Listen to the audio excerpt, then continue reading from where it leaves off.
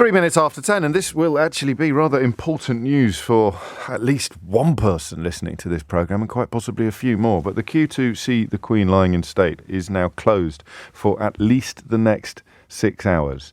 So if you are heading in that direction, I guess possibly have a little bit of a rethink. I don't know how that will work logistically, do you? I mean, you can't get into the park, but presumably there'll be some sort of impromptu queue starting an unofficial queue, a queue for the queue. Oh my days, is there anything more British than a queue for a queue? That has got to be a sort of apotheosis of the British enthusiasm for queuing. We will now, I imagine, and I may get someone to check if we've got anybody in the vicinity, you will now presumably have an unofficial informal queue forming, consisting of people queuing to join the official queue, which is set to reopen in at least 6 hours, possibly more. There's a wonderful line written by a Daily Mail journalist about there being two rivers running through Britain. And it is the same.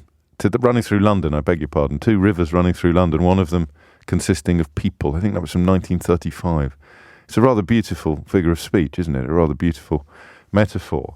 And one that resonates the longer you look at it. I thought, not that ennui would set in or boredom, just that it would, the novelty of it might wear off. That's a nicer way of putting it. I thought that there might be a little bit of queue fatigue growing inside me, but there isn't. I'm absolutely hypnotized by it. Hypnotized by the statistics, by the numbers, but also by the actual images, particularly once you reach Westminster Hall, where they have now doubled the rate of passage so that the massive queue itself will move a little quicker. Astonishing to witness this commitment. And as I've said all week, and I make no apology for this, because I think that there is a really ugly fear running through much of the population, fear of being attacked by false patriots who drape themselves in flags while actually promoting viciousness and vileness, not least to the daughter-in-law and son of the actual king, while as we discussed at length yesterday, trumpeting their patriotism while trampling all over what might be considered common decency or British values. But the fear of being attacked by the Daily Mail has made an awful lot of people do some very strange things from Centre Parks onward. So I will not be cowed. I will say out loud, I get it and I don't get it. It makes sense and it doesn't make sense, as I've been saying all week. I guess the best way to convey that to you is that I can't really imagine any circumstances in which I would queue for 14 hours. To see anything, not even to go. I mean, possibly if the Beatles were still around and they hadn't played for 40 years, I don't know. But I get it as well. At the same time, I wouldn't do it myself in a million years. But I understand up to a point why people are and why so many people are. But I read something fascinating this morning. The quality journalists are excelling themselves at the moment in the search. It's a little bit like what we have to do every day, because we can't just do the news. We have to find interesting angles from which to talk about things that are in the news. And, rather than just saying, give me a call and yes or no it, the idea of coming up with a treatment that really provokes thought and exploration is the challenge faced by quality journalists at times like this. The tabloids can just print loads and loads of pictures. And it's to The Guardian that I turned this morning to learn that in the aftermath of the death of Diana, Princess of Wales, when the Daily Mail vowed never again to print a paparazzi photograph, it says here, oh, how the world turns. Gallup conducted a poll to ask Britons to quantify how upset they were. And half of the respondents said they were just as sad as they would have been if a personal friend had died. They also go on to explain that some people were unmoved or dismissed this reaction as a sort of mawkish collective madness. But for many, this sadness was real. And I want, in the first hour this morning, to look at the combination of the queue and the rather jolly news this morning that there is a queue for the queue now, and also the sadness, the personal sadness. This idea that the loss of someone you've never met can register on your emotional Richter scale as heavily as the loss of someone you both knew and deeply cared about. To me, it makes sense and it doesn't make sense. But it's closer to not making sense to me than it is to making sense. And so I just thought we'd try and pick that. Why would you want to be in that queue? 0345 60 60973. Have a think. Because we'll never know how many people are in that queue just because it's there. Another great piece in one newspaper today about the body language suggesting that not everybody in the queue is actually mourning in the conventional sense. Some people are sort of what you might describe as experience collectors, a bit like a sort of figurini panini sticker album of experiences into which you really want to paste this particular experience, which not everybody will have. I like that analogy, actually, like a sticker album of experiences. That's why my mum, as I've mentioned a few times this week, parked me in front of the telly at 6 months old to watch the funeral of the Duke of Windsor, briefly, of course, Edward VIII. That experience, I have that sticker in my album. I have the funeral of Edward VIII in my sticker album of personal experiences. So why would you want to be in that queue? If you are in that queue, obviously you're particularly welcome to ring in, but not even I am cocky enough to confine all calls at 10 past 10 on a Friday morning to people who are currently standing in that queue. Charlotte Lynch, I think, is covering it. We'll catch up with her, no doubt, once or twice in the course of the programme. Couple of things that are worthy of mention. The first is, and they both popped up on this programme this week, the first is that this is deliberate. I don't know that we've dwelt upon this fact enough. This is completely deliberate. There is absolutely no question that they could have conducted the ticketing in a way that didn't involve an enormous queue snaking all the way through London. You could have applied online. You could have turned up in hour-sized windows. You could have had, it may have been suspect to a bit of manipulation, i.e., when we do the O2 with Sadiq Khan, when we do the big gig at the O2, the tickets are free, which means people sign up, but it's never full. Do you see what I mean? It sells out every year, so to speak, even though you don't have to pay for the tickets, but it's never full. So the problem with doing some form of online ticketing would be the people who sign up for a ticket and then don't turn up. But I don't think that would be a particular problem in this context. Do you? I just don't think you would do it. I think the numbers would be negligible, and you could ever so slightly oversubscribe it anyway to take care of that. You'd soon work out what sort of figure you were looking at for the non-take-up rate. So I'm fascinated by the deliberateness of this. No one's talked about this as far as I'm aware, except us. And I'm going to add that to the list today as well. Why? And we won't be able to answer it for sure, although I suspect we've all got similar theories on this. Why would they do it like this? Why would they deliberately conduct events in a way to create an enormous queue, snaking all the way through our capital city? 0345 6060 973 is the number that you need. So we've got a few questions there. Why are you in it? Why would you be in it? I guess, to be fair, why wouldn't you? What do you feel about it? We should have room for a little bit of negativity, albeit respectful. And that final question, because I am, and I make no apology for being absolutely fascinated by it. Why have they done it? It's very deliberate. When we talk about the establishment and we don't really know what it means, or people who are very much plugged into the right end of inequality in this country pretend that they're enemies of the establishment. Nothing funnier than hearing Boris Johnson talk about being defied or being opposed to the establishment. An old Etonian prime minister who tries to cast himself as anti-establishment, and the sort of pound shop version, Nigel Farage, as well, sort of Dulwich College and working in the city and then becoming a sort of professional race baiter, but claiming that he's anti-establishment somehow. But there is something that fits the description of the establishment, isn't there? Because somebody somewhere has very deliberately conceived a plan to have hundreds of thousands of people snaking through London, visibly, publicly, and performatively queuing to pay their respects to the late Queen. And, you can't, if you think about it, pay your respects to the late Queen. You can only really pay your respects to somebody who's going to know that you're paying your respects to them. So they are doing something subtler than that. They're paying their respects to the memory of the Queen, or they're paying their respects to the coffin of the Queen, or they're paying their respects to the thought of the Queen. Why did they do it like this? Is your third question this morning. So why are you in the queue, stroke, why would you want to be in the queue, if you could be? 03456060973. What does the queue signify? What does it mean? 03456060973. That's the toughie, by the way. That's the one that I don't think you're going to be able to answer, but that's your challenge. And finally, why have they done it like this? How, I don't want to say sinister, so I won't. The more I think about the very deliberateness of this, the more manipulated I feel. Is that fair?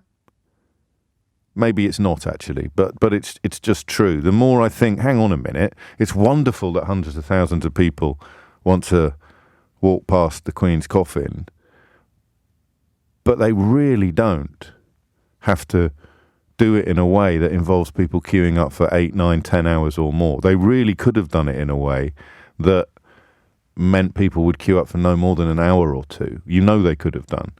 So why didn't they? Ooh, that's a biggie, isn't it? Hit the numbers now. You will get through. 0345 6060 973. It's 10:15. 10:18 is the time. Bunch of questions for you, but as you could probably tell, the one that intrigues me the most is the one that I only stumbled across towards the end of my traditionally interminable introduction. But I want all of the questions answered. Why are you there? What does it mean? And why have they done it like this? The more I think about it, the more it feels like a kind of medieval manipulation of the population to get this very public and very powerful imagery in front of the punters. Because there's no logistical reason why they couldn't have done it through online ticketing.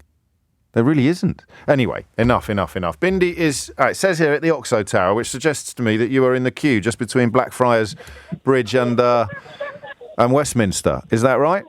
Yeah, hey James, how are you? I just thought I'd call and say hello from the queue. You're very welcome, thank you. Are you listening on headphones, or are you just ringing in randomly, hoping that I'm talking about this subject? I was listening a bit on headphones, but we've been in the queue since about 5:33 a.m. is when we got our wristband. About 5:33 a.m. I like that. Yeah, that's when I got my wristband. Okay. I decided to be quite specific about it. How did you get into town at that time? Did you drive? I'm interested in the logistics, actually. I live in West London, so I took a bus and then I found a taxi. But none of the tubes were open when I left home. No, that's why I asked. 4:45. Cool. So yeah, it was a bit difficult, but worth the journey. And why are you doing it, Bindi? I think for me, I'm a Commonwealth kid. So my parents are Kenyan Indian. I was raised in Britain and Canada. So for me, it's just the Commonwealth, and the Queen has been such a big part of my life. And my parents' stories of when the princess became the Queen in Nairobi are just part of what I've learned. You know, my dad would have been about 5, 6 years old, and he remembers the parade in Nairobi. So for me, it's just been a part of my history, and I have so much respect for her that I just wanted to go and pay my deepest respects. It was worth it for me to stand. It's almost a pointless question, isn't it? Because either you feel 100% what you describe, or you don't. Yeah. And in fact, I think you probably feel either 100% or 0%. Well, the funny part is I asked so many of my friends to come with me, and nobody wanted to. So I just was like, at some point last night, I decided, you know what, I'm going to come on my own and make lots of friends in Queue. And that's what I have been doing. I've just been meeting friends from all over. There's a Polish student. There's someone from Hong Kong. We've got Middlesbrough, Essex, Suffolk. So we're all just getting to know each other, buying each other coffee.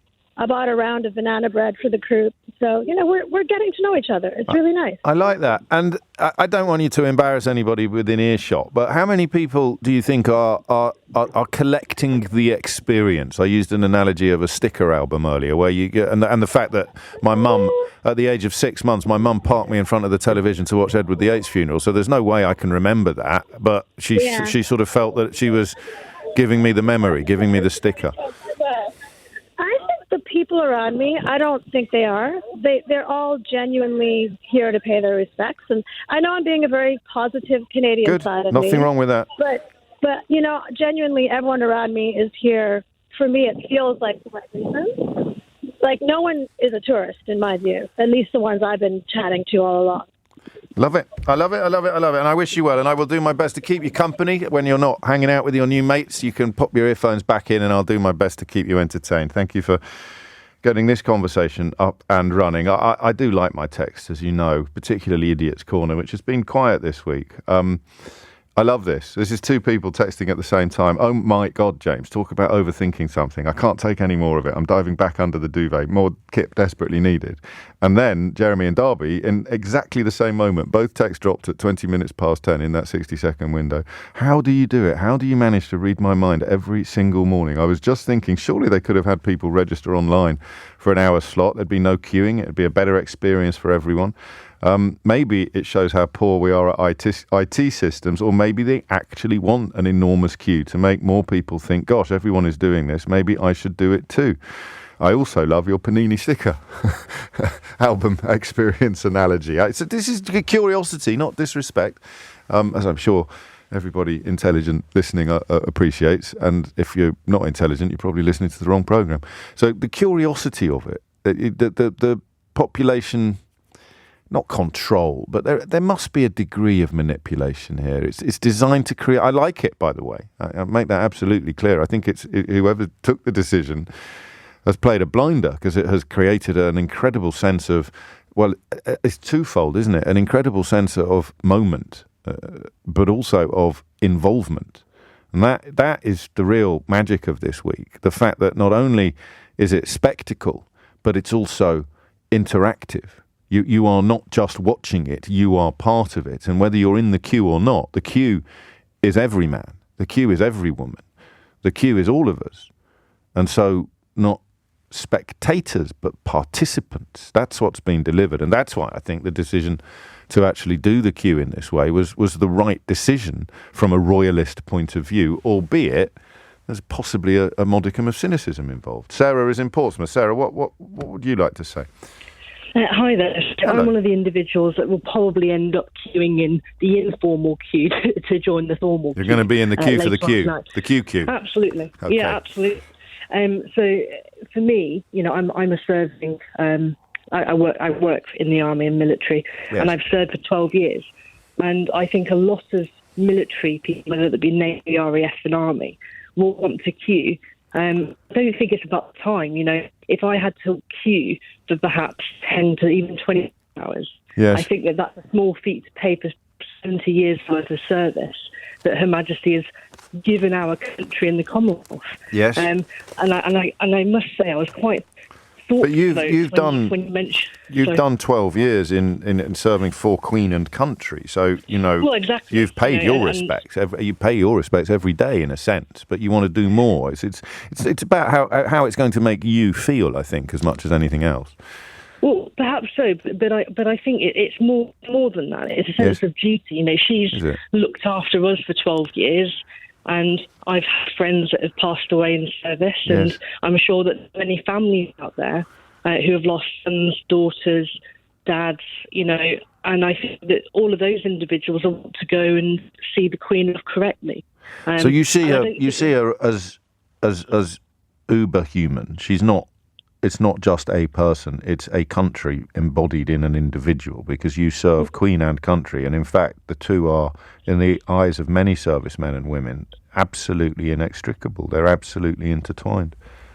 Yeah, no, absolutely. You serve the Queen, and you do this oath of allegiance, which some people might not know what that is. But essentially, you are saying, you are going to serve for her Queen, her heirs and successors, for this country and for the people of the country and their interests. And I've been quite surprised that there was other presenters coming on talking about the hecklers that have been going on this week and who is going to be offended. Well, every single one of my colleagues were offended. The individuals who are my friends that are guarding the Queen's coffin were offended. So I think that we all need to understand the absolute link. Yeah, I mean, I'll challenge you mildly on that. I'm not challenging your version of events. It's absolutely true. But what you defend is precisely the sort of freedoms that are exercised by people who can stand up in public and disapprove of what's going on in front of them. That's one of the things the British Army is for. And the idea that you're not protecting our freedoms but condemning them is a bit, if you'd allow me, counterintuitive. Well, I get that, but there is such thing as crass moments and time. The freedom to be crass. The freedom to be crass is pretty important, actually, because one man's crassness is another man's principle. But when you say who is offended, yes. I think that it's fair to say that those soldiers who are guarding the Queen and carrying what they embody as their protectorate, their embodiment of even serving for the military in the first instance, of course people are going to be offended. Now, I absolutely believe in freedom of speech. And I always think there is a time and a place. We are allowed to protest. We are allowed to go outside of Parliament and protest. And again, we're getting down a bit of a cul-de-sac, but this is a bit of a bugbear of mine. That there isn't a time and a place for freedom of speech. That's not freedom of speech. The whole point about freedom of speech is that you can pick whatever time and whatever place you want. Otherwise, it's controlled speech. So we'll agree to disagree on that. And what are you going to bring with you? Are you going to bring sandwiches? Because you're going to be there overnight, Sarah. Well, we've already gone to put a bouquet. My partner and I have already put a bouquet at Windsor. So it would just be more of a turning up and paying respects and then being on our way. So, that's all we're going to be doing. And if that means that we have to queue for 24 hours, so be it. It won't be 24 hours. Well, it depends, doesn't it? I mean, we should probably get Charlotte Lynch down there, but she's put a shift in to find out what the queue for the queue is going to involve, because you'll then get an indication, although it will be done by eye rather than by measurement of how long you're going to be waiting when they reopen the gates to the park. I mean, it's a little odd that, actually, when you think about it, because people aren't going to go and have a cup of coffee for 6 hours, are they? They're going to probably hang around on the fringes of where the queue will begin. Thank you, Sarah. We had a conversation earlier in the week about whether it's where's the beginning and the end of the queue. The producer got quite heated about this. I think she was absolutely wrong. So the end of the queue. Where's the end of the queue? The end of the queue is the front of the queue, isn't it? Or is it the back of the queue? Is the end of the queue the back of the queue, or is the end of the queue the front of the queue? That's as a riddle for you. That'll keep you entertained if you're listening to me in the queue at the moment. Is the end of the queue the front of the queue, or is the end of the queue the back of the queue? Is the back of the queue the end of the queue, or is the front of the queue the end of the queue? Should have done that in Mystery Hour.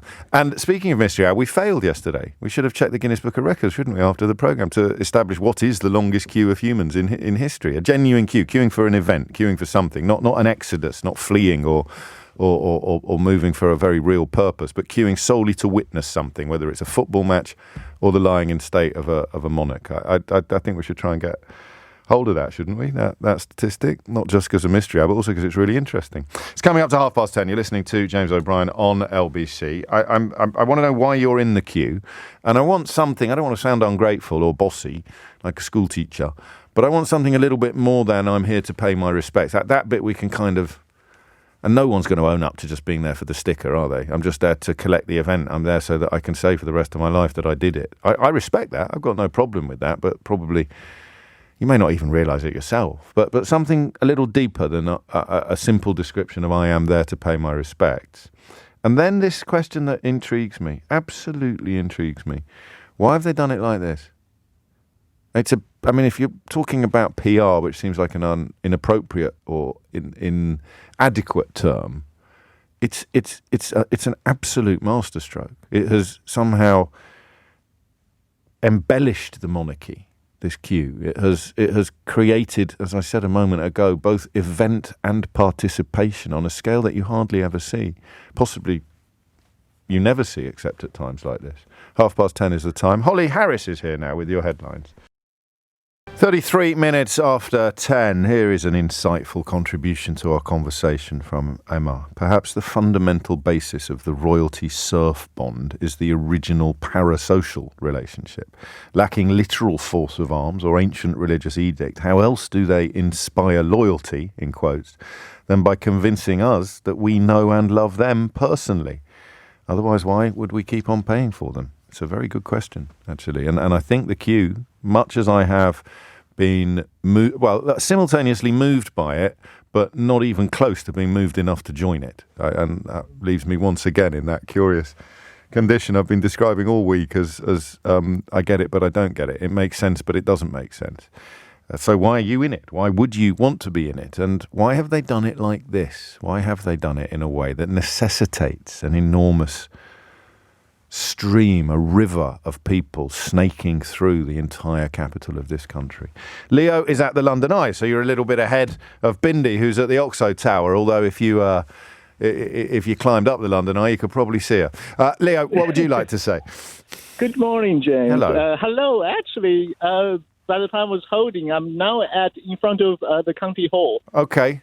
So made a small progress in the last 10 minutes. It's an aquarium now, isn't it? So I think, or it's got on the back of it. Oh, you're around the back of it. Okay. Yeah. There's a Shrek exhibition there, I think, if you go around the front of it. But that's not what you're there for, Leo. You're there for the moment. Well, you tell me why you're there. Why have you joined the queue? I joined the queue because I want to see the Queen. I was born in China, and I came to this country many, many years ago. Yes. And why change my citizenship? She was the monarch that I swear my allegiance to. So personally, I do feel there's attachment to her. It's sometimes when I'm talking to my British colleagues, that they were surprised that they were like, born as Brits, you actually never sworn your allegiance to the Queen. No, but most of us would fail the citizenship test as well, I think, Leo, judging by some of the questions I've seen. It is a quite difficult test to pass, indeed. So that was the reason. Yeah, I like it a lot. And I think you remind us that, in fact, that notion of making an oath, we always think of the military. We forget of the oath that is made, that is sworn, the pledge that is sworn by people who have achieved citizenship rather than having it handed to them at birth. Absolutely, and the connection is deep and personal. So that was the reason that I pulled my mom and my partner out of the bed at 2 o'clock this morning, and we joined the queue at Southwark. I mean, just to clarify, you weren't in bed with your mum and your partner, Leo. You pulled them out of different beds. No, different beds, different rooms. Yeah. And you came down first thing. That's lovely. When did you decide, if you don't mind me asking? When did the moment sort of click into place where you thought, right, I'm going to do it, I'm in it, I'm doing it? As soon as the dates were announced, I know we wanted to go. But it just happens to be off today, so it just. And by judging on the time, I think probably midnight is probably a quiet time to go. But I was wrong. It's still like a 14 hours queue here at the moment. And we are 8 hours in, making good progress. You are making good progress, but that is a huge amount of time. And it's moving quite quickly, isn't it? I have the feed on in the studio. Yes. What camera are we using? Wait there a second, Leo. What camera are we using, Leo? My camera. Okay, no, sorry, I was talking to Keith, not you. I called him Leo by accident. It's been a long week, Leo. Seriously, I mean, I feel like I've done a 14-hour queue. I really do. I'm just trying to work out whether or not you'll be able to wave to me when you get outside the House of Commons on the other side, just before you go over Westminster Bridge, because that's where my camera is currently pointing. But I wish you well. Thank you. And I have the answer for your question about why this logistically is like this. Yes. Because as a person who just experienced the queue, I think it is probably the most beautiful walk you can ever have for the capital. When we passed down the Tower Bridge at 3 o'clock in the morning, it was lit up purple. And then when sun comes out at 6 o'clock, shine from the east on the whole city of London and lit up the Tate Modern. Oh, wow. It is just magical. And then you see the lights comes out. Then you start to see Waterloo Bridge, you see London Eye. And then on one of the stones in the South Bank, there was a plate that said Queen's Walk. Oh, that's right, of course. Oh, that's really powerful. How lovely. So this morning, when I was in the queue, when I was talking to the people in front and back of me, one of that guy turned around and said, actually, I'm a born Londoner, and I've always been taking London as granted. And this is the moment I realized how beautiful this city was and is. How lovely. How absolutely lovely. And the sense of the pride and community in the queue has been fascinating, because obviously you're stuck here for a long time. So naturally you start to initiate conversation with the people in front of you, to the back of you, Yeah, And I mean, so there's people sharing pastries, sausage rolls. Lovely. You turn the queuing into an end in itself then, rather than as a means to an end. I hadn't thought of that, and you're absolutely and the right. logistic is brilliant. I think we probably only had 60 years to plan for this. So the whole thing was pretty well organized. There was a Cafe Nero open at 3:30, so everyone can quickly jump out of the queue to grab a coffee, then carry on. And all the hotels, restaurants nearby were having a staffer working overnight, so the customer can come in and use the bathroom. And I love there's people greeting you along the way with all the volunteers. Well, I tell you what, it's great. Everyone I've spoken to, everyone I've heard has shared your sort of jollity at being there, obviously while observing the solemnity of the occasion, and it gets more serious, we've learned this week, as you get closer to Westminster Hall. But the camaraderie in the queue is a thing to behold, and you remind us of the beauty of it. I'm going to move on, Leo, because you were giving Theo Oshawood a run for his money there with your reportage from the scene of the story, and I was loving it. But we do have to squeeze in some other voices, not least because I've got a colleague on the line, but I'll keep him waiting for just a second more, because you also reminded me, Leo, of the time I walked back to Soho from the Ministry of Sound about 1,000 years ago, and you're slightly different circumstances, but it is an absolutely beautiful walk. Crikey, haven't thought about that in a while. Ian Payne, my LBC colleague, my compadre, my mentor, my inspiration, is on the line from Southwark Park. Ian, what's going on? Oh, I wish I knew. You haven't ended up there by accident. No, I got here at sort of 10, and as we walked from the tube station to the park, there was a rumour from a couple of the official guides saying that there's going to be a 6-hour delay. And we're like, 6-hour delay? Where? Yes. And we're still a little bit in the dark about that, but I gather that now we're in the park queuing for our wristband, right, which means you're officially in the queue. Once we've done that, then we're smiling. But at the moment, it's human gridlock, thousands. So are you in the queue for the queue, or are you? Well, what is the queue? You see, that's the philosophical question of the day. It is, yes. And I'm in the park. Or when is a queue not a queue? That is the other. When is a queue not a queue? Yeah. Does a queue have to move? No. Does it snake? Yes. I think it does have to move. If it's not moving, it's not a queue. I'm not in a queue. Well, what we're doing is we're being stopped every 10 minutes, right, and then a block of us go through, and now I'm in a giant stacking manoeuvre. Good Lord. And I don't know what's going on. And are there people queuing outside? I've seen people at Tower Bridge who appear to be in a queue, so they won't have got to the park yet, will they? I'm not sure. Are they in the official queue? Or No, they're in the queue. They're in the queue for the queue for the queue, I think. Right, okay. Well, I think, and this is just a surmise, but yes, I think that if they're going to pause it, what they've done is they've maybe sort of shot across the bows to say, don't go if you don't have to. Yes. Because there's too many people there. And eventually they'll say no one else is allowed in the park. So I'm praying that now I'm in the park, I'm going to be on my way. Oh, well, so am I now, Ian. It's exciting, isn't it? And you are in it for the long haul. I mean, how many hours roughly are you now expecting to spend there before you get to Westminster Hall? I don't know. I mean, it changes all the time, doesn't it? I heard 11. You must have some sort of idea, Payne. Well, I heard... But this 6-hour delay thing has sort of thrown a giant spanner in the works, hasn't it? I'm going to call you back every hour, all right, until the end of the show. So I'll call you back at 11:43 and 12:43. Is that all right? All right, my friend. Take it easy. Later. Bye. Ian Payne there. The man and the legend in the queue. Queue cubed, we should call it, because there now appears to be a queue for the queue for the queue. Payne seems to be in the queue for the queue. Bindi and Leo and others who've rung in today, but not got on air yet, are in the queue.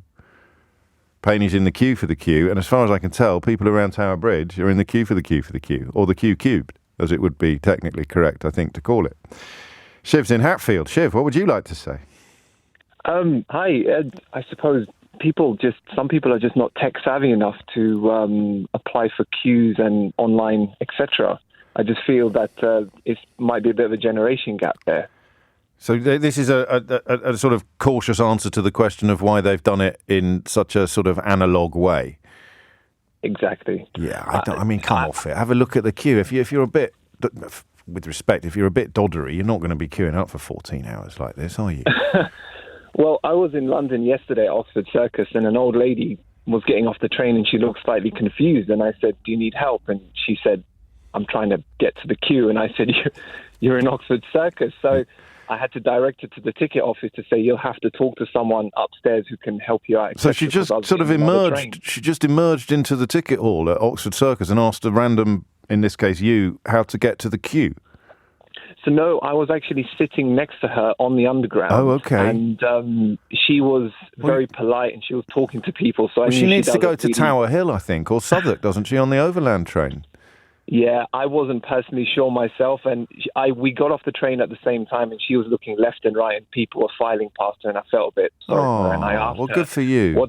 What's going on? And that's what she said, and I said, unfortunately, I've got to get another train the other way. However, find a high-vis guy, or just well, she's probably still. She might still be there. I might send Keith out at lunchtime to make sure that there's no little old lady wandering around Oxford Circus asking people for directions to the queue. But actually, I mean, it's not a serious challenge, but I am actually going to refute your theory here, Shiv, because if she'd been able to apply online, just because she got a bit lost on the London Underground doesn't mean she couldn't click on a website. Then she would have been in possession of a ticket. She could have gone straight to Westminster or Leicester Square and walked down the Mall and gone straight in without having to queue for 14 hours and without having to start queuing several miles away from where she actually wants to be, which is probably why she was heading to Oxford. She probably thought, well, the Queen's in Westminster Hall. I know there's an enormous queue, but I'll head to central London, when she doesn't need to be. She doesn't want to be in central London. She actually wants to be practically in East London, South East London. Yeah. SE1, I imagine it is. Yeah, it could be the infrastructure as well of building a website like this to make sure it doesn't crash on the servers.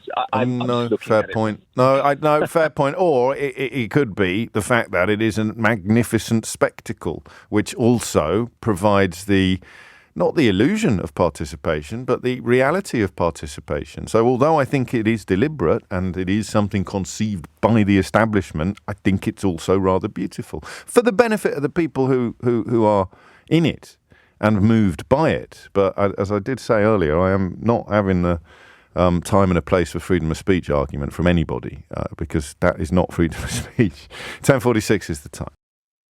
It is 10:49 and you're listening to James O'Brien on LBC. No developments or updates beyond what you're hearing in the news headlines on LBC this morning regarding the two police officers who were stabbed while tackling a knife man in Leicester Square today. The two, I think, most cogent details, most important details are probably that they're not life-threatening. The families of the officers involved have been informed, but the injuries, while serious, are not believed to be life-threatening, and the incident is not being treated as terror-related. A man has been taken to hospital for treatment after being tasered and has been charged, I think, with GBH. But as I say, I'll bring you any developments as and when they occur.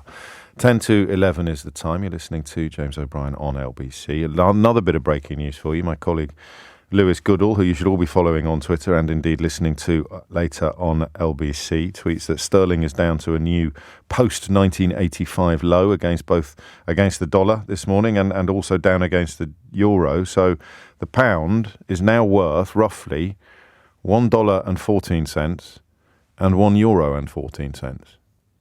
There's a kind of parity there in how the pound is performing against both the euro and the dollar. Yet more project here. 10:51 is the time. Back to the queuing. Gary's in Liverpool. Gary, what would you like to say? Hello, James. Yeah, right. I originally phoned up to see if I could join the queue to speak to you. To talk about the... the queue's a big queue. That's a daily queue. The informal queue to get onto the proper queue. But here you are. You're at the front of the queue. You're at the front of the queue. Congratulations. I was slightly missed when your colleague said, "Oh, you don't have to." Yeah, but you're going to be behind someone who's in the queue, who wants to talk to James about being in the queue. So I thought, oh, a bit of discrimination. Eh? But look, go on. I think the country's gone bonkers. I'm sorry. Yeah, fair enough. What I don't get is the compulsory grief. I respected the Queen, and she never put her foot wrong. Yeah. And her service was exemplary in 70 years. Well done. But the idea of having to go down and performatively show that grief with the expectation of getting your face on the telly, or you might even get interviewed by James O'Brien. And lots of these people in the queue, I met someone, it was fantastic. And the guy who said... You're being a bit of a misery guts, Gary, aren't you, mate? I mean, I hear you, and I'm glad you've rung in, because I think a lot of people will be... what you say will be resonating with a lot of people. But I think you're being a little unfair. The people I've spoken to are not there for... I mean, the most cynical analysis I can conceive of is that they're there to collect the experience, and even that makes some sense to me. I don't think they're there performatively. I don't think it's look at me, mum, look at me, I'm in the queue. You can be confused by the sincerity of their feeling without having to question the sincerity of their feeling. Okay, fair enough. Do you know what I mean? Yeah, I know what you mean, but there was a guy there who seems to have done it as it's an opportunity to really do some in-depth sightseeing on a beautiful walk. I'm sorry, but I mean, look. I'm a bit of a nerd, but right. It'll be fascinating to see the official figures for the people who actually paid the respects to the Queen's coffin at Westminster Hall. Now, if you'll just bear with me, in 4 days there's about 350,000 seconds. So physically... How long they got in front of the coffin, you mean? Well, no, how many people they actually say we'll get that. Paid respect. Well, you're not suggesting they're gonna. You're not doing a conspiracy theory on me, are you, Gary? No, it's not. No. You're just going to be interested in counting. I mean, there's a lot of love for you coming in. Lola says, "Thank goodness for this guy on the radio now. I'm so over it too." I think she means you, not me. Well, let's just say when it's reported on the BBC solemnly that it's almost as well everyone feels the same as the people in the queue. Well, let's just say at least 65 million people won't be going to London to do what these people in the queue are doing. I'm sorry, but... No, you don't have to apologise. You don't have to apologise. I might be offending people. Well, if you're offending people, that's their choice. They're choosing to be offended. Ththey're choosing to be offended. Okay, but I reserve my grief for the people I love. I bet you don't, though. Family. I bet you. I can. I'd need to spend a couple of minutes quizzing you. You didn't let me finish. I didn't. You're right. The people who've affected me personally. There you go. And I have a personal... I have grieved. I told your colleague, I cried and cried when... Remember Alan Ball, the footballer? Of course I do. When he died. Yeah. Because he had a personal effect on my life. And I'm filling up thinking about it now. Are you really? I am, yeah. Well, because he'd given me so much personal joy. Yeah. And when John Lennon died, as fellow Scouser, as a person who walked past strawberry fields most days of my life, I'm filling up again. I cried then. But aren't you explaining what other people feel about the Queen, though? Even if the... Maybe. I don't think there's any maybe. There's no maybe about it. That's fair enough. Yeah? That's fair enough. So there it is. Maybe my grief was the same, but for a different reason. But I still reserve the right to grieve for who I want to grieve for. Yeah, and you wouldn't... I don't want imposed by the BBC or the Daily Mail or be told. And I'm so patriotic, but I don't agree with the whole principle of the monarchy. Can I still be patriotic? Of course, because I love my country. Yeah, absolutely, you can. I disagree 100% with the principle of a monarchy. With the ingrained hierarchy and all that comes with it. I think it gives us... I'm sorry to go off on one, but I think it gives us the sort of politicians that we've got. I agree with you. Because of this absolute system of hierarchy and deference. And Boris Johnson's fantastic Prime Minister because he's so clever. And look at the school he went to. And it's the same principle with me. It's cap-doffing and forelock tugging that it engenders, but it doesn't have to inevitably lead to the sort of politicians that we've been lumbered with for the last 12 years. You know that as well as I do. We had a monarchy when Clement Attlee was Prime Minister. We had a monarchy when, Aneurin Bevan was in the cabinet. So it doesn't quite hold true. But I think that deference without monarchy is a very different beast from deference with a monarchy. You know that line. I say it almost on every show. The rich man in his castle, the poor man at his gate. God made them high and lowly and ordered their estate. If you've got people singing that in schools, in a country that then they're never going to think that that they're always going to know their place. They're never going to think that that the richest pickings might be reserved for them. Yes, James, and also, our national anthem. Yes, is a hymn to monarchy. It's not a hymn to the country; it's a hymn to monarchy. It's a very good point. I reserve the right not to sing the national anthem. I'm sorry, I know I'm offending people to get this trot off the line. But if it was God Save My Gracious Country, I would sing it. Yeah, I think it just ingrains We're singing about a person. We're singing about a person, not a country, and that's not actually patriotism. It's a hymn to monarchy. I'm sorry, I know. Well, you don't get stop apologising. It's a statement of fact. I'm just going to read you one text before I bid you farewell, because it sums up the sort of horses for courses argument that's been at the heart of everything you've said. You are unmoved in a profound way. You're not remotely moved by the passing of the Queen, but you were profoundly moved by the passing of Alan Ball and John Lennon, which I reminded you would be how some people feel about the passing of the Queen. She's affected them and touched them personally, and we can't police other people's feelings or say that one emotional response is right and one emotional response is wrong. But I think that what Troy has sent while you've been talking will tickle you, Gary, because he said, James, this guy was doing brilliantly until he mentioned Alan Ball and John Lennon. So it's what moves you doesn't move him, and that's the way of the world, isn't it? No, you're right. You pointed out that grief is a personal thing, and I suppose I'll give you that people can grieve for who they wish to grieve for. Well, that's the point, isn't it? And people can not grieve for who they wish. And I don't share your sense of being well, I guess I do a bit. I think, I'm sitting here in a suit and a black tie and a white shirt, and there is a sense of being compelled to do that. Now, I don't mind at all. I rather like it, but I don't know that I had a great deal of choice in the matter. And so it is that your television schedules and your news agenda and your exposure to current affairs is almost completely dominated by something which you don't share the view of the importance of with the people who have made those decisions and the people who are joining in. I'm so glad you rang in today, mate. I understand your caution and your apologies and your fear of offending people, but you speak for more than perhaps you realise, more people than perhaps you realise. The time now is 11 o'clock. 3 minutes after 11 is the time. An interesting change. I missed this story. I warned you yesterday that I was missing stories, and also that my usual gears are not functioning properly this week. And partly, I think that is a natural response, and partly it's a consequence of the almost unleavened diet of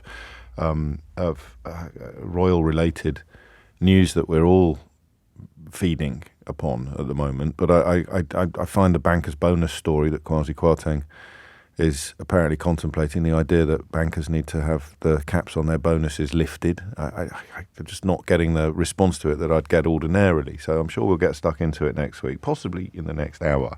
But I missed a story about Scotland, about Gordon Brown and about the Scottish Secretary. So two prominent politicians from both major British parties, very cross with the BBC for politicising its coverage of Queen Elizabeth's death. This was, I think, on the Scottish edition of the News at 10, or certainly it was the Scottish correspondent, a Scottish correspondent, who reported on Monday that the new king had returned to a Scotland, and I quote, diverging from the rest of the UK politically for 40 years, where support for independence is as high as it's ever been. I think that that's allowed, personally. I don't see that that's impartial. It's pretty much a statement of fact. However, he went on to warn that the new king's reign could be defined by the eventual dissolution of the United Kingdom itself. Now, I am increasingly enjoying the conversations we have about the possibility of Scottish independence, partly because my colleagues work so hard in not really inviting too much contribution from very angry and often quite unpleasant people from both sides of the argument. I think one of the reasons we didn't do it as much as we should have done at the time of the last referendum was because my switchboard was a little bit more primitive in those days, and I we didn't get as many calls as we get now, and we certainly didn't get the quality of caller that we get now, and that need to fill the available space meant that you listen to a phone-in show in Scotland about independence on another radio station, and you'll know exactly what I mean. It's often even the same people ringing in, shouting exactly the same things at each other, and there's never any movement or traction. I think, if you're interested, and I hope you are, that the tipping point came with Brexit, would you believe? Because the question of whether or not Brexit was changing your views on Scottish independence meant that you got a very different class of caller. You got people whose position was movable, whose position was shiftable, whose position was changing. And you know the great motto of this programme is and always will be, there's no point having a mind if you never change it. It's almost like the polar opposite of your traditional radio phone-in approach, but it served us very, very well, and it's probably the main reason why, even after all these years, I still come to work every morning with a bounce in my step and can't wait to find out what you've got to say about whatever it is that we decide to talk about. So that question there somehow opened up the Scottish independence debate for me. It made it a conversation that could be had between people who were not cemented to the floor, whose positions were not absolutely defined by the colour of the scarf around their neck. And this is not a scientific process, but I think that the notion of being dragged out of the European Union against your will has somewhat counterintuitively made some people more sceptical about staying in a union with the rest of the United Kingdom than they were before. But I want to talk about a similar phenomenon in the context of the Queen's death, if I may. Because here's the thing I'm a little bit surprised to discover I don't know anything about.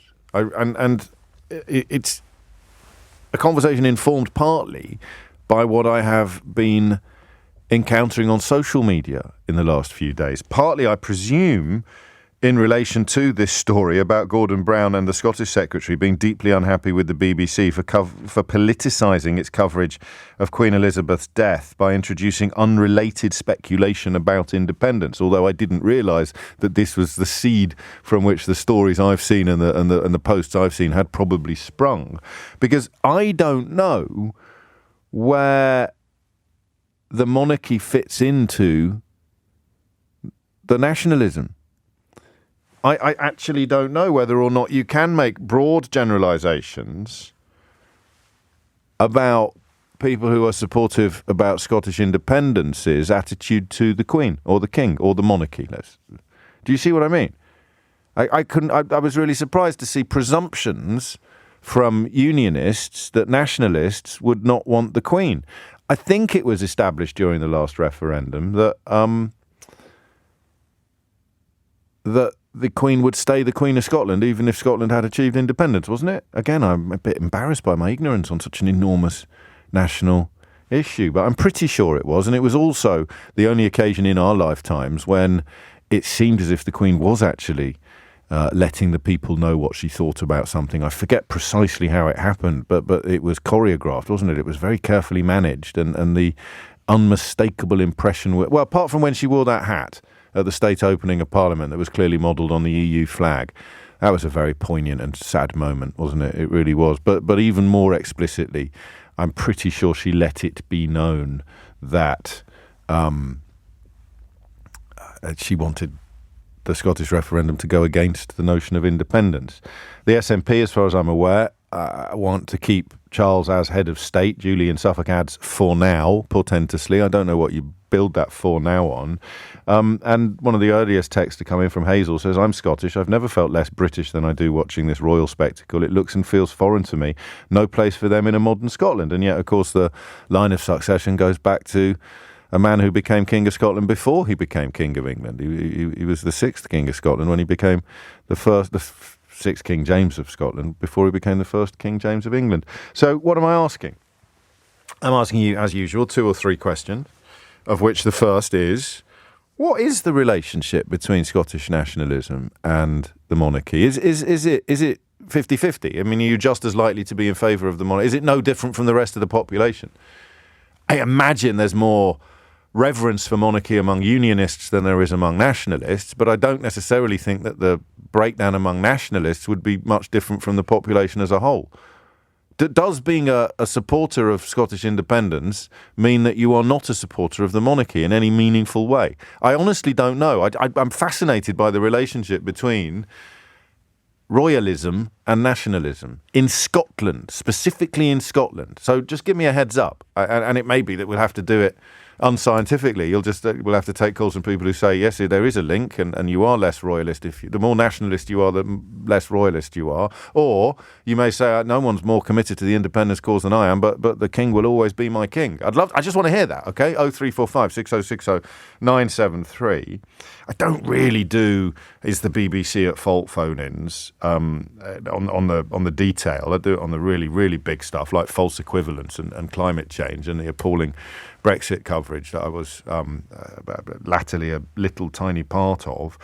But I am interested in whether or not the change of monarch has changed your view. I don't see how King Charles ascending to the throne could, as Alan Little at the BBC has contended, have sort of contributed to a desire for independence. But I could be wrong.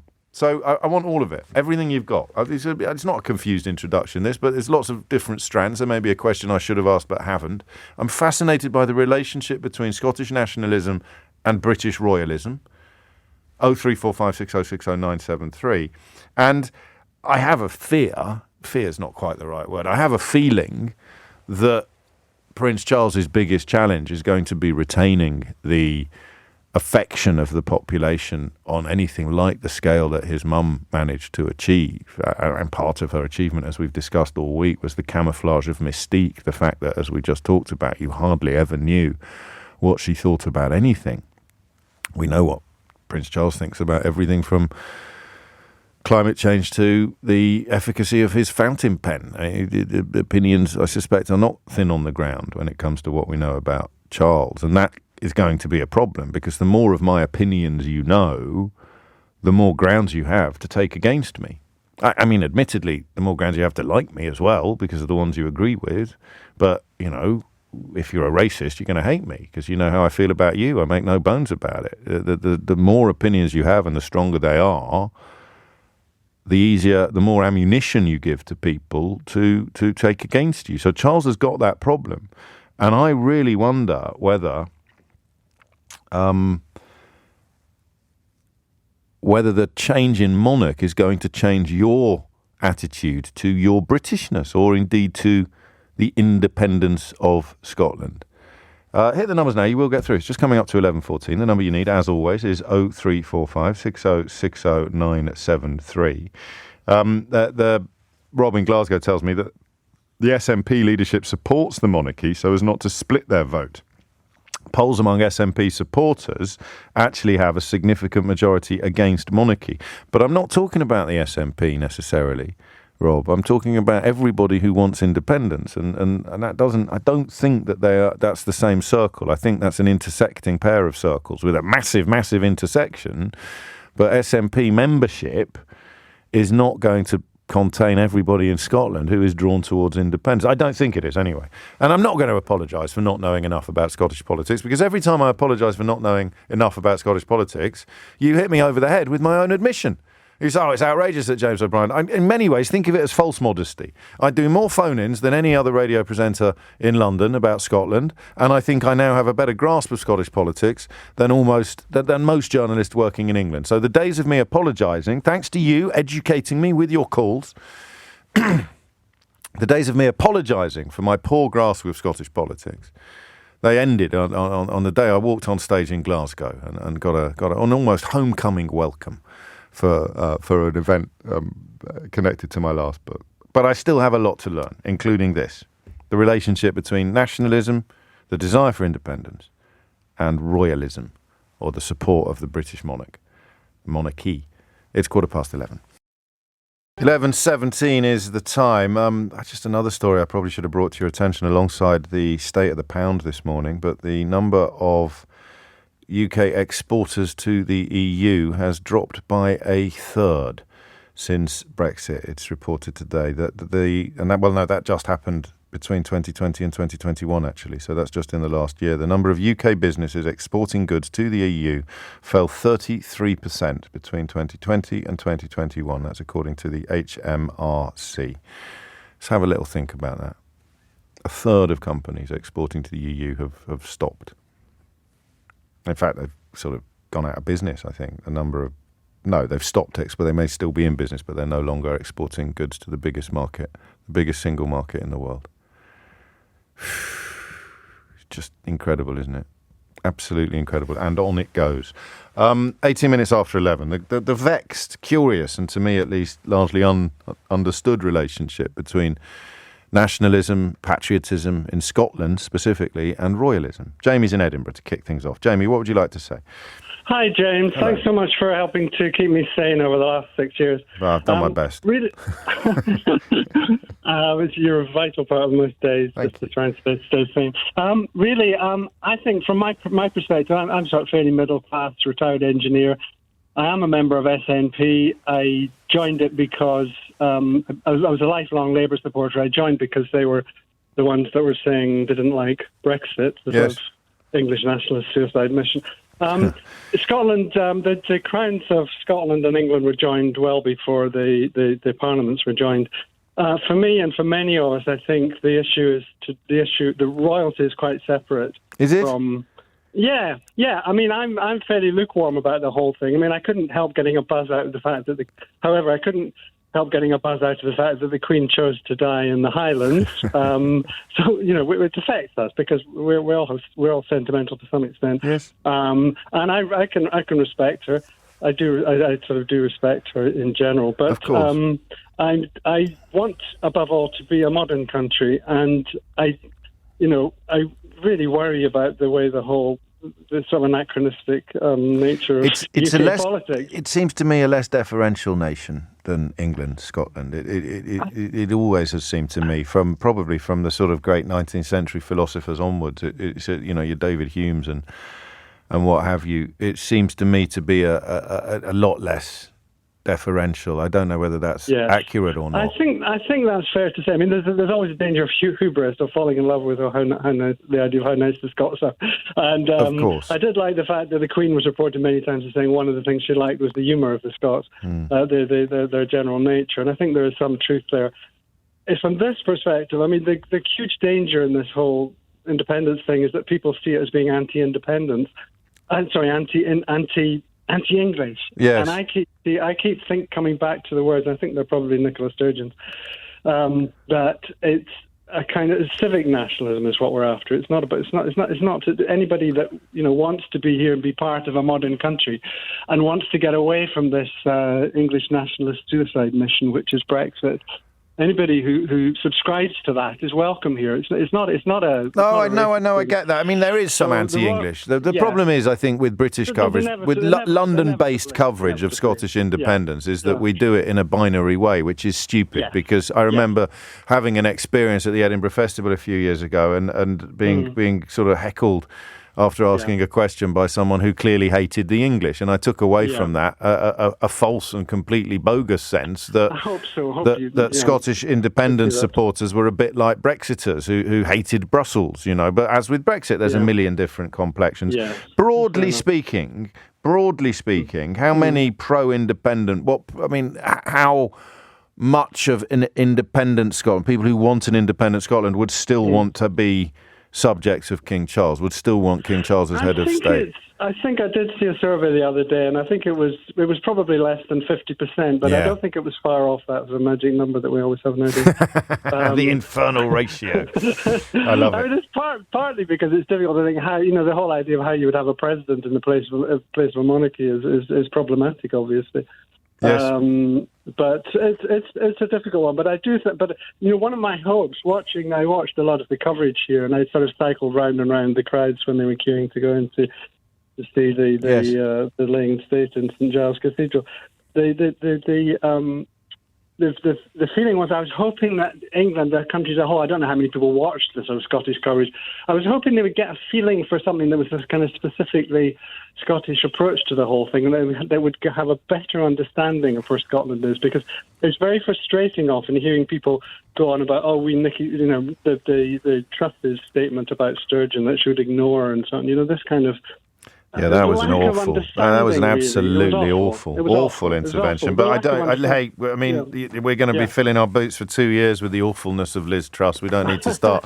We don't need to start jumping that gun just yet. And talking of ignorance and misspeaks, I think I said 19th century instead of 18th century when I was talking about Enlightenment philosophers like David Hume. Oh, Keith is furious with me, absolutely livid. It's precisely those sort of little errors that exercise him most. From Jamie in Edinburgh to James in Edinburgh. 3 Jameses in a row. That's fantastic.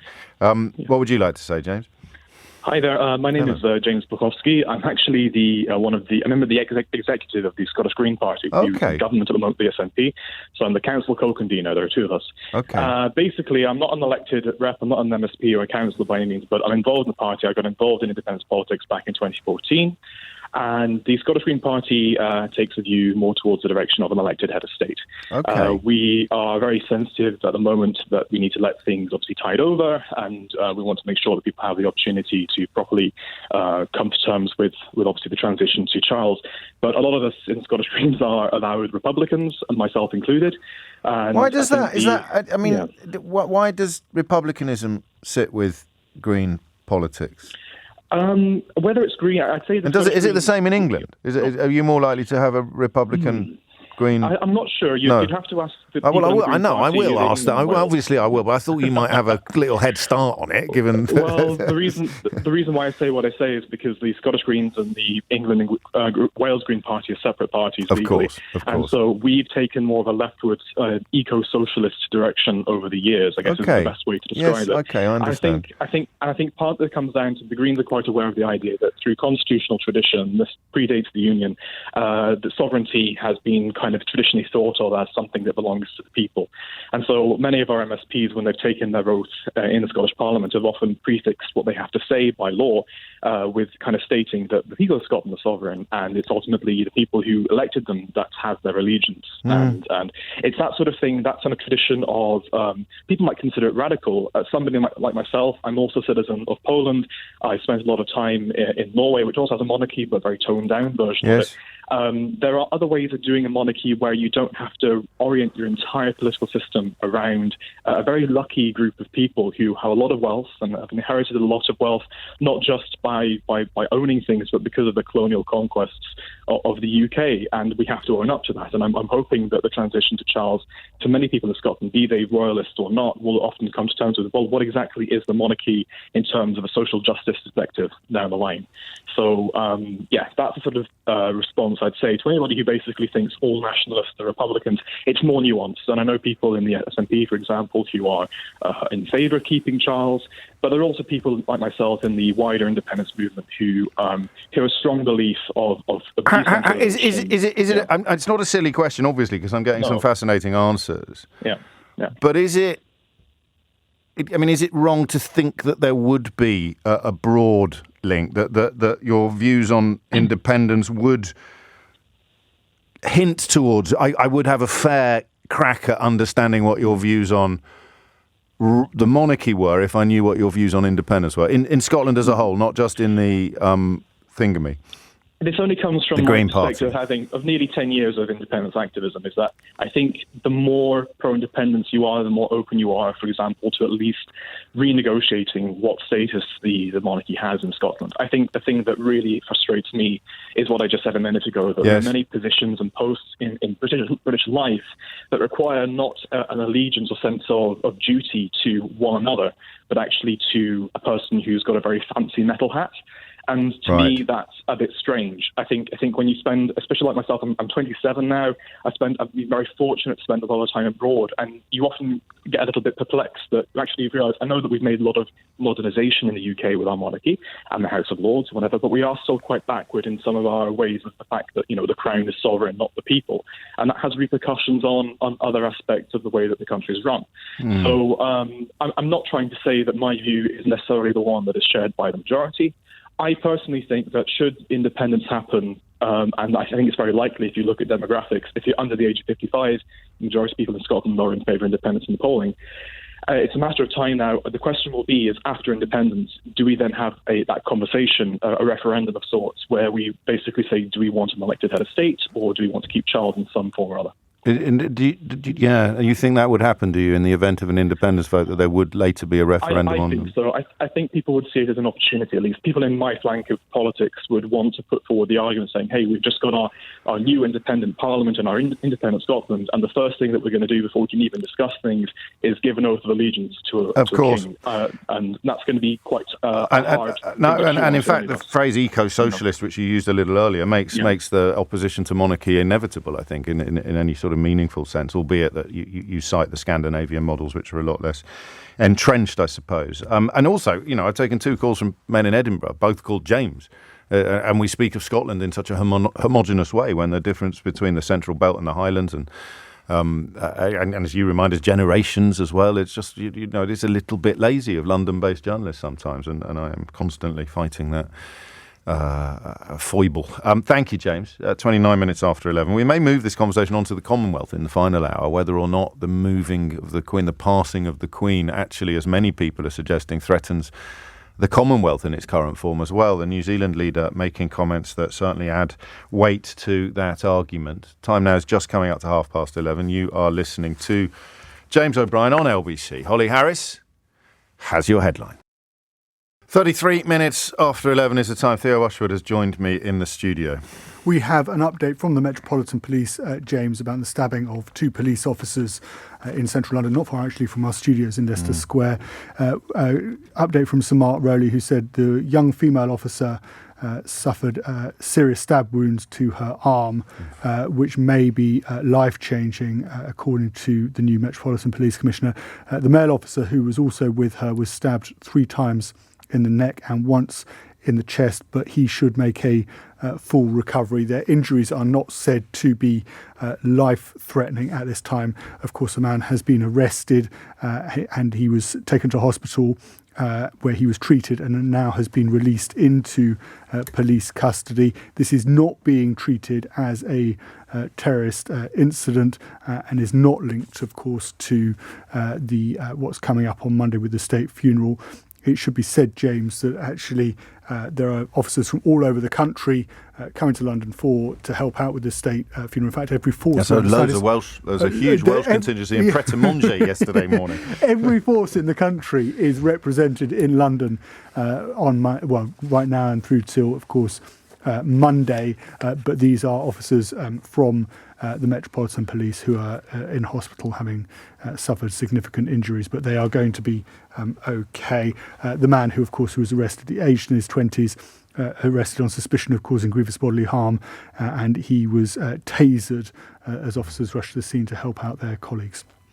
Many thanks, and no queue duties for you today, either on a much less serious note. They've paused it. Still paused. Still urging. Do we know? Do we have a time on how long they still think it's going to be paused for? Because it was 6 hours at 10 o'clock this morning. Is it still? So we're still looking at 4 o'clock this afternoon, are we? No, Ian Payne's there. I know. Yeah. Stealing your lunch, mate. It's 25 to 12. You're listening to James O'Brien on LBC. From Edinburgh to Glasgow, which seems appropriate. Stephen is there. Stephen, what made you pick up the phone? Big shout out to everyone in London. My thoughts with those 2 police officers. Absolutely right. Yes, correct. Yeah, I've had some of the most fiercest, angriest and acrimonious arguments online with people supporting Scottish independence. Yes. I'm a pro. And they have had, I just because I'll do a BBC little bit of balance for once, and I'd point out that people have had some of the angriest, most acrimonious online arguments they've ever had with you online. Yeah. I mean, I just come on and say, look, Scotland is a British nation. And yes. I don't like the fact that when they say, why do you want to leave Britain? We're not leaving Britain. Scotland is a British nation. Right. And that is the fact. And I've had to talk them around. All right, to understanding, So an independent Scotland doesn't cease to be British, which is a point Nicola Sturgeon picked up on not long ago, isn't it? Exactly, yeah. And you see the language up in Scotland says we want to leave the UK. I mean, Scotland is a British nation. That is a geographical fact. What does it mean? I mean, you're just talking about geography. You're not talking about anything political at all. It is literally the name of the landmass upon which Scotland sits. Exactly. Yes. Just like Northern Ireland is Irish. Yeah, but I don't think... American. Well, yeah, but lots of people think Northern Ireland is British. No, it's the United Kingdom and Northern Ireland. I know what the technical terms are, but Britishness is a feeling, not just a nomenclature. I think that's more to do with the United Kingdom, though. Well, I mean, technically it is, but there were people who will not feel British anymore when if Scotland becomes independent. There just are. I think you're getting it. Dare I say, possibly even a bit simplistically. You're going all in on the technicalities of it and completely ignoring the emotions. Yeah, I can't really speak for somebody who lives in Ulster. Yeah, I can't really speak for them. No, but they. I mean, you know that they would describe themselves as British. I have heard somebody in Ulster Unionist Party describe themselves as Irish. He said this on the news. I am Irish. Both. Be Irish and British. And they're sort of... anyway, we're digressing slightly. Where does the Queen fit into this, then? Or the King, or indeed the King, the monarchy? Yeah, well, the von Habsburg line that she comes from was by accident of a marriage between King James and Anne of Denmark. You're not really answering my question. The Queen's got more connection with Scotland. Okay, so you would be pro-independence and very much pro-monarchy. Yes, well, not very much pro-monarchy. I welcome the argument. Right, but you're pointing out that Scotland has as much claim to the monarch, if not more, than England does. Sorry? Scotland has as much claim to the monarch, if not more, than that England does. Yes, absolutely. Yeah, that's a really good point, actually. Same thing goes for the Bank of England, but that's another argument. We'll be moving on to Scotland Yard next, won't we? Stephen, take care. 11:38 is the time. I just find it really interesting, the idea. James Withers, who I follow on Twitter because he's very strong on Scottish food and drink and the damage being done by Brexit to the industry, the hospitality industry in general, and specifically food-related companies. As I sense the monarchy is a bit of a sideshow in the Scottish independence debate, of more relevance is the fact that Scotland is mostly pro-European, pro-immigration, internationalist. Many Scots feel damagingly tethered to a UK that's increasingly shaped by the forces of the opposite. I think that I probably would agree with that from my very London-based perspective. Roland is also in Edinburgh. Roland, what would you like to say? Sorry. Hello, Roland. Oh, hi, James. Sorry Hello. about that. What were you doing? Just with.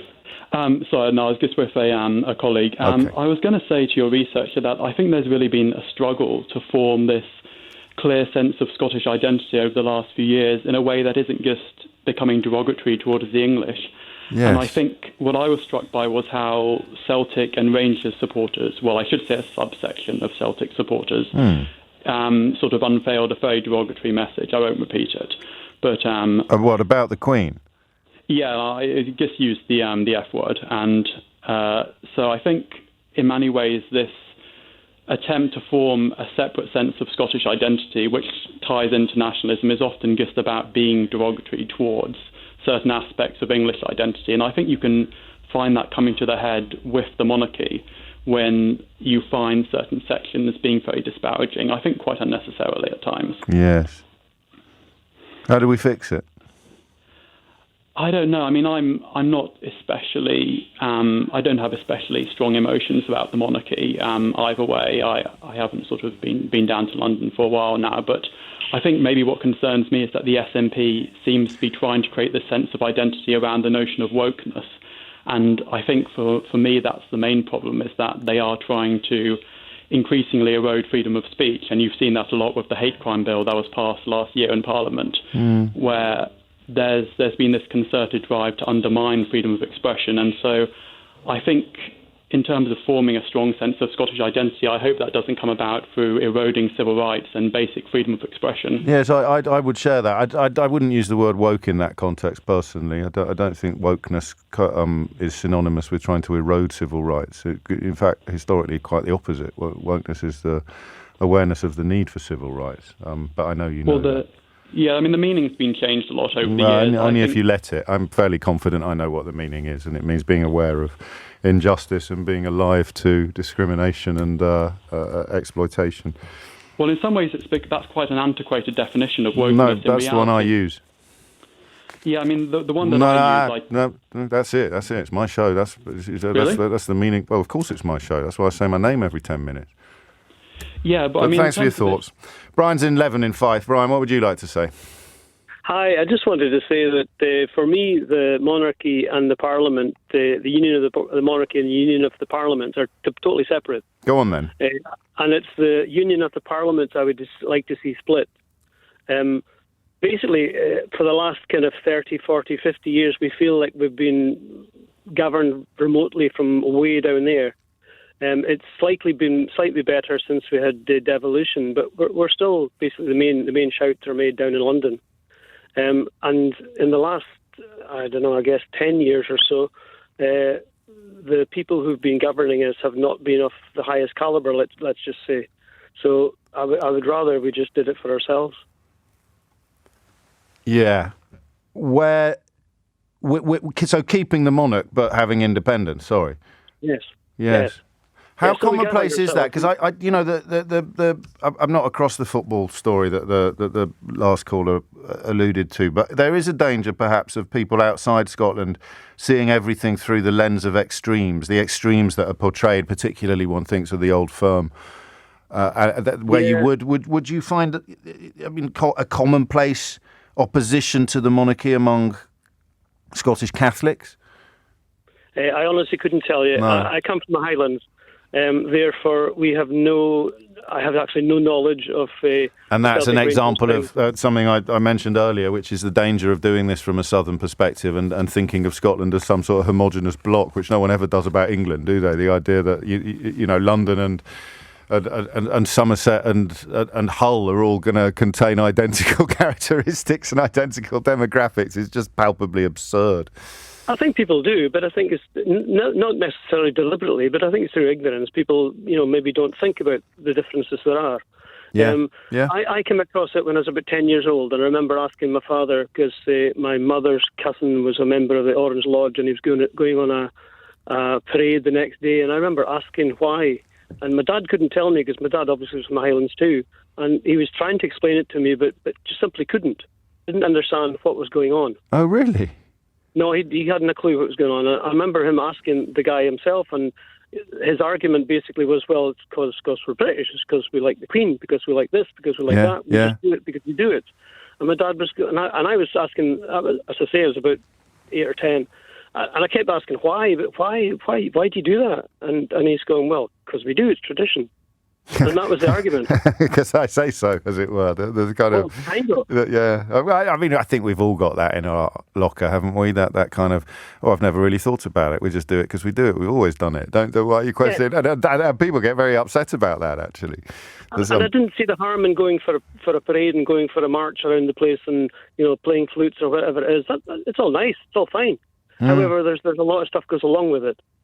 Yes, there is. That I never have understood from the Highlands, and I would bet anything you like that most Highlanders don't understand it. In fact, I would bet that most people outside the west of Scotland don't really understand it. To me, that's fascinating. I hope that doesn't make me sound like I'm part of the problem. Just briefly and personally, if independence is achieved, will you still feel British? No, I don't feel British right now, though. No, that is the point. I think that the gentleman talking about the landmass was overlooking. I closer to understanding your point of view. I understand both point of views, but I think your contribution is pertinent. I don't think people do see it solely as a geographical name for the landmass upon which Scotland sits. Feeling British, being British, is not about the rock on which you stand. It's about the history of the land and the ruling of the land in which you live, and that is Westminster. So when you cease to be governed by Westminster, you cease to be British. And in fact, you already don't feel British. 11:45 is the time. 11:48 is the time. You're listening to James O'Brien on LBC, where Ian Payne is live in Southwark Park in the queue for the queue for the queue. Do we know what queue you're in yet, Ian Payne? I've done the initial queue to join the first queue, right. And it's actually, you meet me at a very exciting moment, because I'm just going past the end of phase one. Right. and we're just about to enter phase 2. So we've still got quite a while to go, and Southwark Park is very, very, very busy. And is there a queue to get into Southwark Park, or can you no longer see that sort of action? No, you can get into Southwark Park fine, and then you're in a sort of holding pattern. Right. And then they allow you into phase 1, which we've just gone past very excitedly, and then we sort of phase 2. So I can't actually see where it goes from here. And but do you have a wristband yet? No. No. Gosh, good. Don't get ahead of ourselves. We get a wristband after we've gone through the voyage that is Southwark Park. So at the end of Southwark Park, we can do that. So there was a rumour, although it was announced by the government, so you probably shouldn't believe it, that we're going to have a 6-hour pause. But I don't think that has happened because people are still being allowed into the park. So I think it might have just been a sort of, please don't come if you don't have to. Well, I mean, as you say, you can't see what's going on outside the park, and that is still very much the official guidance would be that you're unlikely to make much progress. I mean, to be fair, mate, you haven't even got a wristband yet.